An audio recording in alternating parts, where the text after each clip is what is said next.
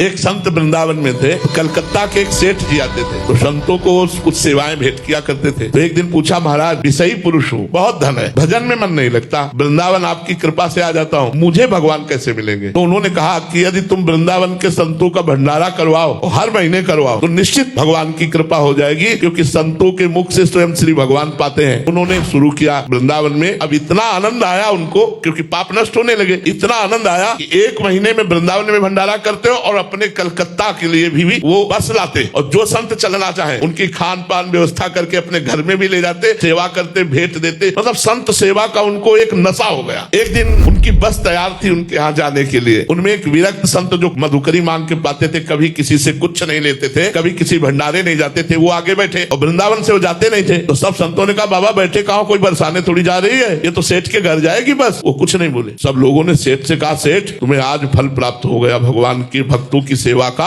ऐसे विरक्त महापुरुष वो मनमाला चला रहे हो, गाड़ी में बैठे गए, वहां पंगत पाई। सेठ को पहले ही सब संतों ने बता दिया था, वृंदावन से बाहर नहीं जाते, पता नहीं कौन सा तुम्हारा पुण्य उदय हुआ कि तुम्हारे घर आए। वो सेठ गए, प्रणाम किया साष्टांग और कहा, प्रभु आज हम पर कृपा हो गई। उनका चल वृंदावन, बस इतना कहा, चल वृंदावन। तो ये समझे नहीं पाए कि हम तो वृंदावन से ही लिवा के लाए हैं, वृंदावन तो आते ही जाते हैं, बस इतना ही कहा, चल वृंदावन। और बस गाड़ी में बैठे और चले आए। 2-4 दिन हुए कि एक लड़का था पूरे साम्राज्य का मालिक, एक्सीडेंट में मारा गया। जो ही लड़का मारा गया, घोर दुख। ये सब वैभव किसके लिए? तब उन्होंने मन में विचार किया कि भगवान हम तो सुना था कि आप संतों की सेवा से प्रसन्न होकर के सारे दुख मिटा करके हमें भगवत प्राप्ति कराओगे, और संतों की सेवा सुना था इतने विरक्त संत आ रहे हैं, ये सुख दिया आपने। उन्होंने सब संपत्ति को जो चैरिटेबल है उनमें बांट दिया, और अब कहा कि अब जीवन किस काम का। पति और पत्नी वृंदावन आ गए और बास करके नाम जप करने लगे। फिर एक दिन संत मिले, बोले आ गया वृंदावन? बोले महाराज पूरी तरह से आ गया, आप कहीं नहीं जाना। और वृंदावन में शरीर दोनों का पूरा हुआ। ये है लीला। भगवान जब कृपा करते हैं तो ऐसी कृपा करते हैं कि अपने आप भगवान के पास आप पहुंच जाओगे। कि भगवान की कृपा नहीं, जिंदगी में वो माया नहीं छोड़ पाते, जिंदगी में मोह नहीं छोड़ पाते।